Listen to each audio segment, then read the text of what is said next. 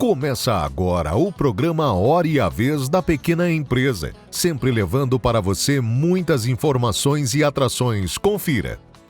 O auditor e perito contador Vitor Estanquevicius explicando que o capital social de uma empresa pode ser formado com bens móveis e imóveis, desde que sejam passíveis de avaliação em dinheiro.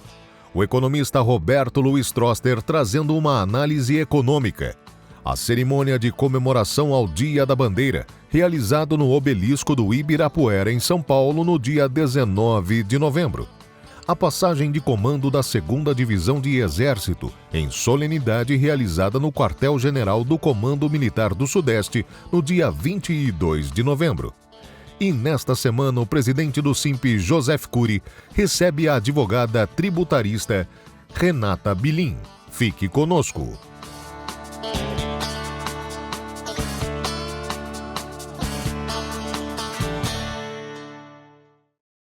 No Obelisco do Ibirapuera, a bandeira nacional ganhou destaque especial na manhã do dia 19 de novembro. O Comando Militar do Sudeste realizou uma cerimônia reunindo autoridades civis e militares para comemorar o 135º aniversário da criação do maior símbolo da pátria brasileira, a bandeira nacional.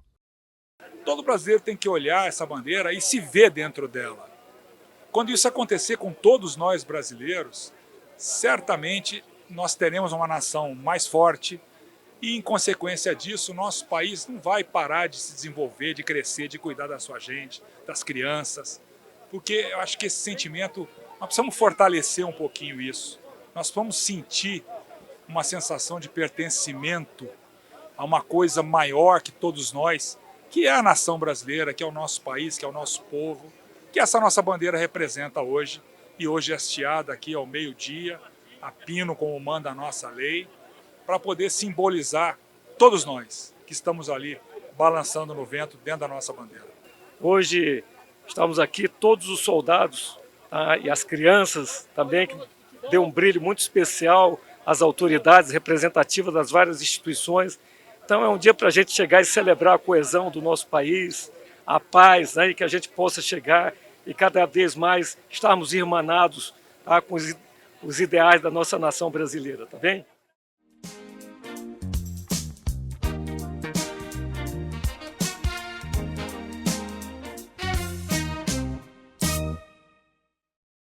Na manhã do dia 22 de novembro, o general de divisão Pedro Celso Coelho Montenegro passou o comando da 2ª Divisão de Exército, 2ª DE, ao general de divisão Edson Masayuki Hiroshi, em solenidade realizada no Quartel-General do Comando Militar do Sudeste.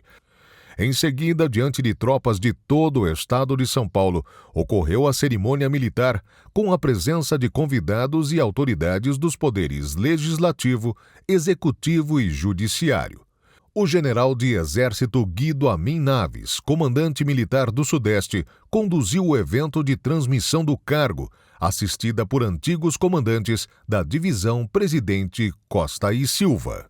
Sob o ponto de vista profissional, assumir o comando da 2ª Divisão de Exército é uma imensa responsabilidade.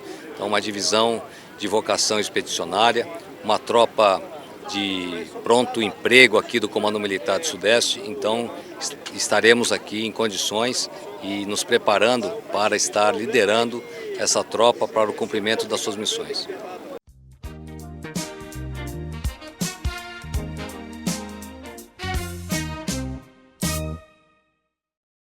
A grande novidade, a partir de 20 de janeiro do ano que vem, é o governo Trump. Como que isso vai mudar a economia do mundo e, mais especificamente, a economia do Brasil?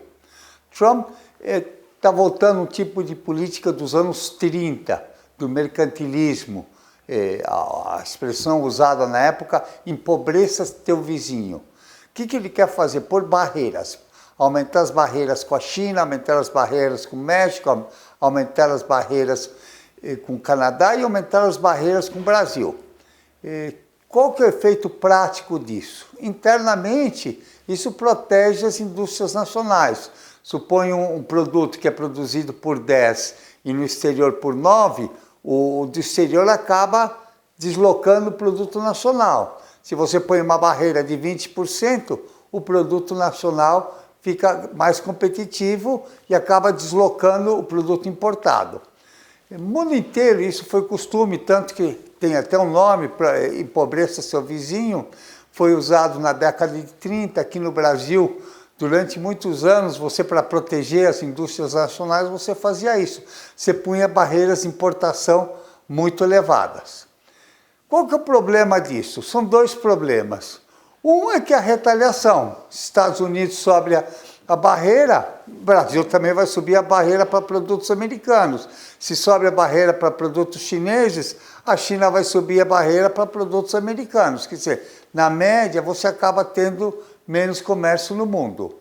Obviamente que, segundo problema, e também tão importante quanto, a inflação. Quando você põe barreiras, preços sobem. A inflação americana vai demandar juros mais altos por mais tempo. O custo de captação externa para o Brasil fica maior. E para o Brasil? Bom, primeiro, você vai ter um dólar mais valorizado por conta dos juros mais altos, o Brasil sai perdendo. Segundo, mais dificuldade de exportar para os Estados Unidos.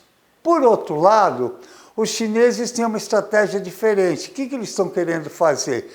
Ampliar mais o comércio. Estão fazendo a Rota da Seda.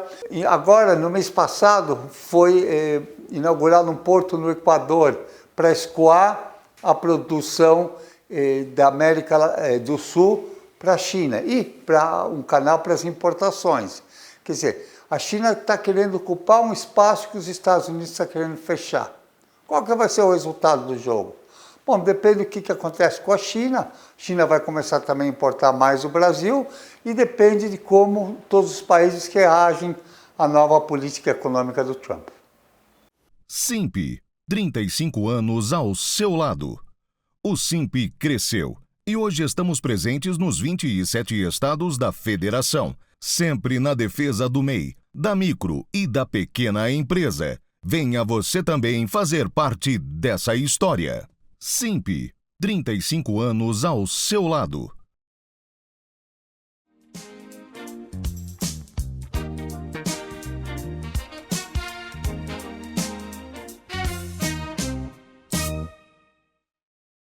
Dando sequência a um dos assuntos trazidos aqui no programa do Simp, vamos complementar este assunto trazido relacionado com a necessidade da elaboração de um plano de negócios efetivo, robusto, para o surgimento de uma nova empresa que se quer constituir, abrir e pertencer ao mercado, da sua parte. Vamos relembrar um assunto trazido naquela ocasião relacionado com o capital social. Naquela ocasião, falamos aqui sobre a entrega de recursos que formarão o capital social, o novo capital social da pessoa jurídica, pela entrega de recursos pela pessoa física, do sócio ou dos sócios.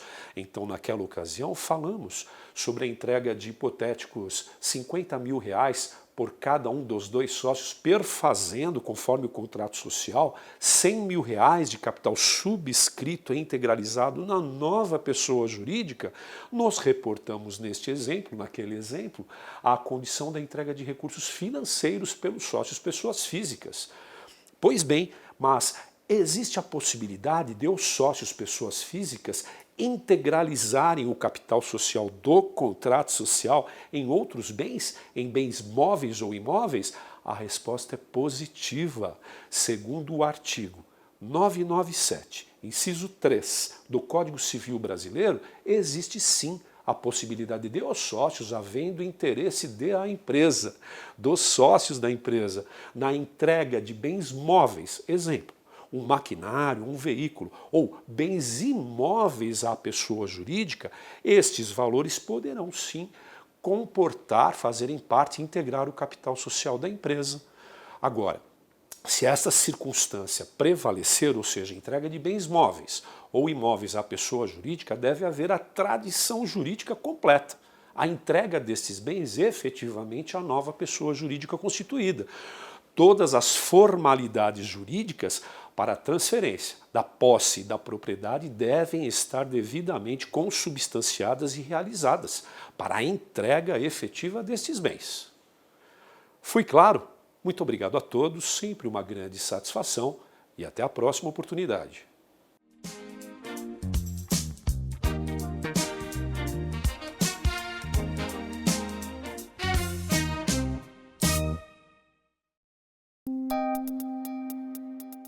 Entrevista da semana. A nossa convidada de hoje é a doutora Renata Bilig, advogada especializada em direito tributário, ou seja, doutora em direito tributário, fez parte do CARF até dezembro do ano passado, é professora e é um prazer tê-la conosco. Prazer é o meu de estar aqui com vocês, conversando sobre um pouquinho sobre os nossos desafios, né, no aspecto tributário. Já que a senhora falou em desafios, doutora, quais são os desafios que a senhora vê na reforma tributária tramitando no Congresso Nacional? Bom, o tema reforma tributária por si só já é um desafio de se trazer a lume, né? Grande. Não é? Durante muito tempo se fala de uma reforma tributária do consumo e da renda. Começamos com a reforma do consumo na intenção de, quem sabe, ter uma redução da carga tributária. Na minha opinião, isso não vai acontecer. Mas, enfim, hoje a gente tem os desafios da alta complexidade da nossa carga, não só no pagamento, como na forma através da qual esses pagamentos são feitos. São muitas obrigações acessórias. O ICMS é um tributo, parece, o ICMS é um só. Mas são 27 regulamentos diferentes, embora tenha um núcleo duro, que é igual, a gente tem muitas normas, substituição tributária, diferencial de alíquota, operação interestadual, benefícios fiscais. Isso faz com que as empresas que paguem o ICM fiquem doidas mesmo, que são muitas as obrigações acessórias que você deve cumprir. Sim. Né? O ICMS, você tem o ISS, que são 5.000 municípios, além de toda a tributação federal, e quando a gente acha que está indo num caminho, vem o Supremo Tribunal Federal e muda tudo. Então, hoje é desafiador a gente trabalhar. E a reforma, é claro que tem coisas que eu particularmente não concordo, mas teoricamente ela visa a simplificar todo esse processo. Só que tem uma consequência, como tudo na vida, né? E a consequência é o quê? Criar distorções, na minha opinião, e até mesmo aumento travestido na própria carga. Quais são, por exemplo, alguns desses problemas escondidos? Bom, aí mais uma vez a minha percepção da reforma, né? Sempre a sua análise. Estou colocando assim porque nem todos os colegas pensam dessa forma, mas enfim. Que primeiro, nós respeitamos, mas claro, não tenha dúvida. Ter a sua opinião. Que o direito é lindo até por causa disso, né? Isso. A multidisciplinariedade de opiniões. Então, primeiro, você quer o quê? Cindir, quer diminuir a quantidade de tributos. Sim. Então, você pega o ISS mais o ICM, junta e cria o Imposto sobre Bens e Serviços, que é um tributo da competência da União Federal. Sim. Isso, para mim, por si só, já é inconstitucional. Porque eu tenho ali a Constituição que delimita o aspecto tributário entre Estado, União e município, entregando o serviço para o município, a indústria para a União e o comércio para os estados, para que cada um tenha a sua autonomia financeira e a autonomia de gestão do seu patrimônio. Quando você tira a maior receita do ente, como é que você tem autonomia? Entregando para um governo federal fazer a administração desse dinheiro. Por mais que você tenha os repasses, como é no Simples Nacional, sabemos que esses repasses não são constantes. Existem atrasos. E como é que a gente vai perder? Eu falo a gente assim, do ponto de vista, o Estado vai perder a sua maior arrecadação para colocar na mão de um órgão que talvez não esteja preparado para administrar o que não é dele, e que, como é que a gente vai ficar no final? Aí eu crio um órgão para administrar toda essa questão, maravilha. Cada um dos estados vai ter um representante, mais complexidade. Eu quero tirar a complexidade, mas ao mesmo tempo eu estou criando outras complexidades. Municípios são 5.000, mas eu só tenho 20 e poucas vagas. Como é que fica com aqueles que não estão lá sendo representados? Então, na minha opinião, nesse ponto, já nasceu morta por ferir princípios fundamentais da Constituição da República. É a minha impressão. Claro. Vamos complicar um pouco mais. Vamos falar um pouquinho dos pequenos negócios, do MEI, da micro e da pequena empresa. Como é que a senhora vê o que está colocado em discussão no Congresso Nacional? Bom, as questões do Simples, o Simples ele nasce como uma forma de você democratizar a própria formalização. E na sequência o MEI ele surge para também possibilitar que pessoas que ainda não têm a estrutura de um início de empresa também possam contribuir, ter um INSS e, ao mesmo tempo, gerir-se dentro do estabelecimento. Então, E estar na legalidade. E está na legalidade, que eu acho que é o mais importante. Ele pode emitir uma nota, ele pode contratar com empresas e ele pode estar inserido em nível de competitividade, guardadas, obviamente, as devidas proporções. Então, o Simples, na minha opinião, é um bom sistema, tanto que a gente sabe que mais de 70% das empresas no país estão no Simples Nacional. Sim. Eu costumo dizer que o que sustenta o país, até que seja o lucro real e o lucro presumido, sim, mas se o Simples desaparece, como é que fica? Exatamente. Como é que vai ficar a realidade? Então é muito bonito no papel ficar criando realidades incomparáveis com outros sistemas que não são iguais aos nossos. Então eu não posso comparar banana com laranja quando a gente tem um sistema completamente diferente dos demais. Então se criou essa sistemática que só existe no Brasil, essa complexidade que só existe no Brasil, e eu precisava gerar uma forma do pequeno também inserir-se dentro desse mercado. Nasce o Simples Nacional, com o limite inicial de R$3.600.000. Nós fomos um dos responsáveis pela criação do Simples Nacional. Foi o AFIF para o comércio. Pronto. E nós pela indústria. E aí você tem... que aumentou a arrecadação do governo. E não tenha dúvida, que é a curva de Laffer, né, que já diz os economistas. Não adianta você querer ficar aumentando, que chega uma porra, que você está aumentando mais ainda, cai a arrecadação. Sim. Então o negócio é criar tributos que eu possa pagar e que eu não tenha vontade de sonegar. Isso. E com isso ter uma curva ascendente em arrecadação, que o Simples possibilitou. Então você cria, você formaliza e você aumenta a carga justa. Sim. Agora, um limite hoje de R$3.600.000, quando o ISS e o ICM, que são os grandes chamarizes para você estar no Simples Nacional, acaba sendo a tributação normal, já é praticamente um tchau, vai para o lucro presumido e tribute. É verdade. É a minha percepção, mais uma vez. E quando você pega um limite de 4.800.000, gente, dependendo do nicho, isso é fácil de você atingir. Então vamos aumentar esse valor, vamos permitir que as pessoas se mantenham quites, pagando o que é justo dentro de uma realidade que é possível ser cumprida. Mais de 6 anos sem... Mais de 6 anos. Sem reajuste no teto. E a inflação está correndo. Sim. A Selic está indo e vindo. E aí, os mesmos 4.800.000 6 anos atrás não é o mesmo 4.800.000 de hoje. Claro que não. Claro e quando a gente pega as alíquotas até do lucro real, do lucro presumido, quando a gente pega aquele limite dos R$20.000 mês ou 60.000 no trimestre, para ter a alíquota a mais, a adicional de 10%, é outra vergonha. E tem mais de quase 2 décadas que isso não é atualizado. Como se fosse muito difícil pequenas empresas faturarem menos de 20.000 ou mais de 20.000 no mês. É verdade. Então, a alíquota não é 15%. Me desculpe, ela é 25%. Sim, E aí você acaba gerando todas essas distorções que às vezes não são faladas, né? Muito bonito no papel, mas como a gente coloca lá na conta, a gente percebe que nem tudo que reluz é ouro. Estamos caminhando para o que na sua avaliação? É aquilo. Mudanças, elas existem. Eu costumo dizer que quando as mudanças estão aqui, não adianta só bater. Claro que a gente não. precisa se adaptar. Claro. Tem coisas que provavelmente briga-se demais e talvez nem saiam do papel. Sim. Mas a gente precisa estar programado para uma eventual mudança. A reforma está aí, não tem o que fazer. Ela já foi promulgada, pode ser que a emenda amanhã ou depois seja declarada inconstitucional, a gente não sabe. Sim. Mas enquanto isso, ela está aí. Então, o que eu sugiro que as empresas façam? Se programem, se planejem. Porque isso vai acontecer de uma forma ou de outra. Sim. E aquele que estiver mais preparado vai sair em vantagem daquele que está esperando as coisas acontecerem. Então, por mais que a gente não concorde como profissional, na hora do vamos ver, quando eu auxilio o meu cliente, não é o que eu penso, é o que é melhor para ele dentro do cenário que existe. É verdade. E o cenário, ele está aí. É o fato concreto. E o cenário está aí. Então, o que eu penso ali no vamos ver é irrelevante. O que eu tenho hoje? Como vai ficar? Isso. Então, vamos tentar nos programar para a gente se manter dentro do mercado. Isso. E se adaptar à realidade que nem eu nem a gente aqui vai mudar absolutamente nada. E se adaptar porque a gente está aqui. Talvez. Talvez. Eu nós também podemos ainda mudar tenho alguma coisa aí sim.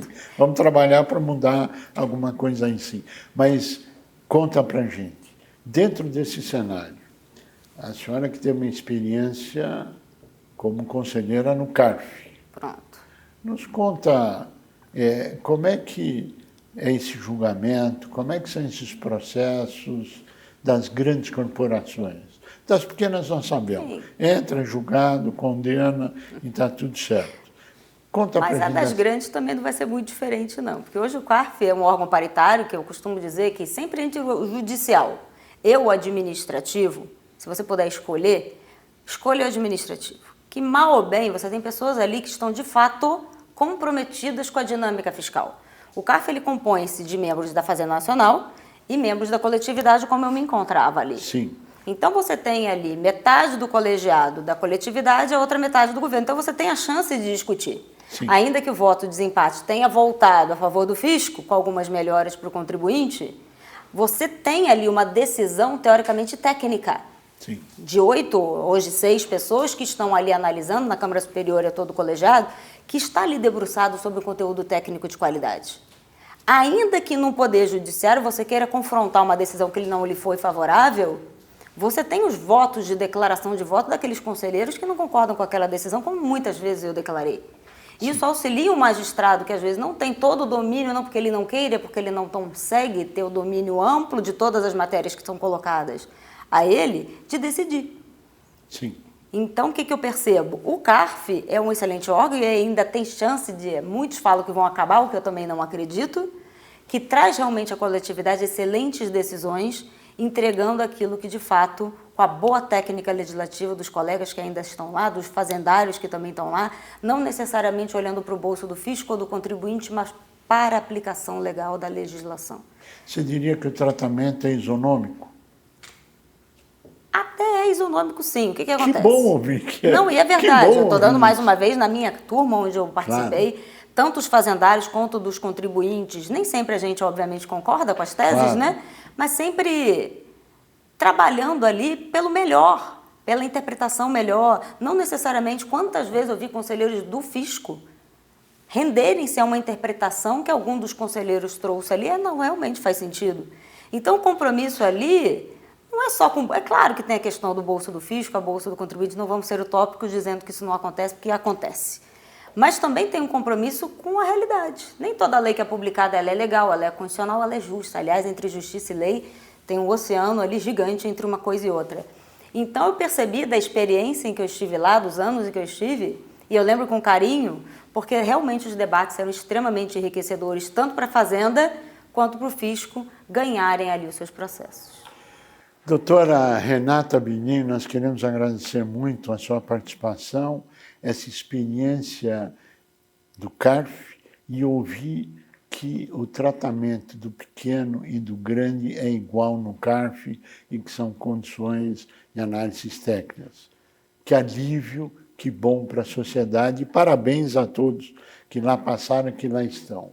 A você que esteve conosco, o nosso mais profundo agradecimento, com a certeza que estaremos juntos na semana que vem. Até lá! Simp, 35 anos ao seu lado. O Simp cresceu e hoje estamos presentes nos 27 estados da Federação, sempre na defesa do MEI, da micro e da pequena empresa. Venha você também fazer parte dessa história. Simp, 35 anos ao seu lado.